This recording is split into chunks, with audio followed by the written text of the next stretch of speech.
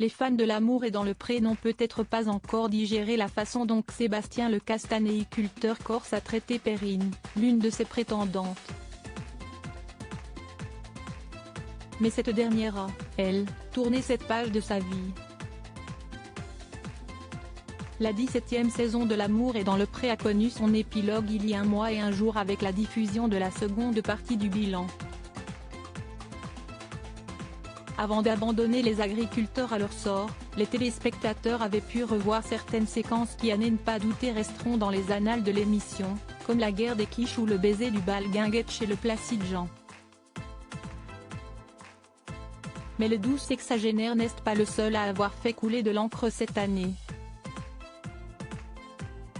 En Corse, le trio formé par le castanéiculteur Sébastien et ses deux prétendantes Léa et Perrine, a déchaîné les passions. L'une des séquences avait particulièrement scandalisé les fans. Un soir, l'éleveur de cochons avait réservé une table dans un restaurant de bord de mer. Léa, l'une de ses prétendantes, avait pris la mouche après une plaisanterie de sa rivale sur sa conduite un brin sportive. L'affaire avait généré un psychodrame qui avait d'abord valu à Perrine de passer une heure en solo à table, tandis que Léa trouvait réconfort auprès du colosse corse.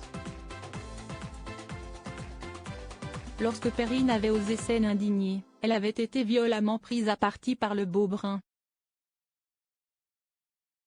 Si Perrine n'avait jusque-là pas abandonné l'espoir de le conquérir, ce tragique épisode avait montré que l'affaire était pour elle, bien mal embarquée.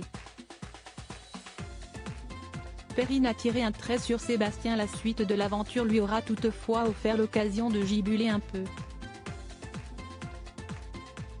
Après avoir été évincée sans ménagement par Sébastien pressé de se retrouver seul avec l'aide-soignante, Perrine a découvert en regardant l'émission, que l'idylle avait fait plouf.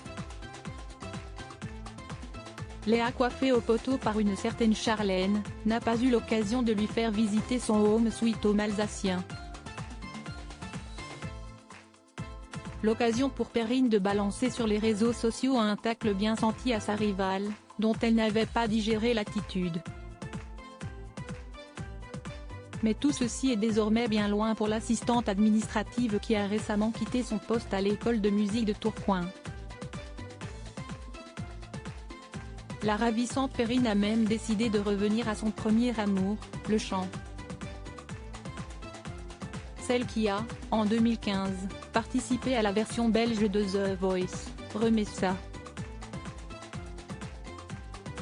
Ce jeudi 15 décembre, elle a annoncé en story, sur Instagram, son passage musical au Grill du Four dans le cadre de Jeudi V.